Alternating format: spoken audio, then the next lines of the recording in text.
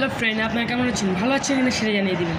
তো ফ্রেন্ড, অর্পণ দাস ওয়ান চ্যানেলে আপনাকে স্বাগতম শুভেচ্ছা জানাচ্ছি।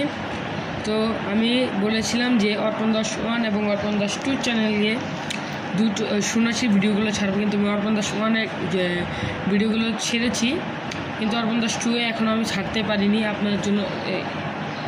এই জন্য আমি অত্যন্ত দুঃখিত। এটা আমার কোনো দোষ হয়, এটা আমার অনেক বড় ভুল হয়েছে। তো অর্পণ দাস ওয়ানে আমি ছেড়েছি, আর একটা ভুল হয়েছে যে আমি একটা লাইভ কেটে দিয়েছি, একটা লাইভ করতে পারিনি। আমি নার্সিংয়ের দলটা যে যায় ওটা আমি লাইভ করতে পারিনি। তো আপনারা আমাদেরকে ক্ষমা করবেন, ক্ষমা দৃষ্টিতে দেখবেন।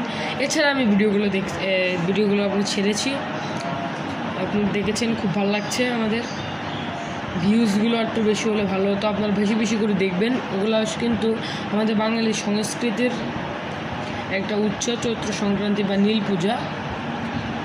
তো আপনারা সবাই এটাকে সাপোর্ট করবেন, সুস্থ থাকবেন, এবং অর্পণ দাস ওয়ান চ্যানেলকে সাবস্ক্রাইব করবেন। অর্পণ দাস টু চ্যানেলকেও আপনারা সাপোর্ট করবেন, প্লিজ প্লিজ প্লিজ গাইস। আপনাদের জন্য আমি কত ভিডিও করি, আপনারা কোনো লাইক করেন না, কমেন্ট করেন না, কোনো সাবস্ক্রাইব করেন না, কেন আমি বুঝতে পারছি না। আমি ছোটো মানুষ, আপনাকে যদি সাপোর্ট না করেন তাহলে আমি কাকে করব?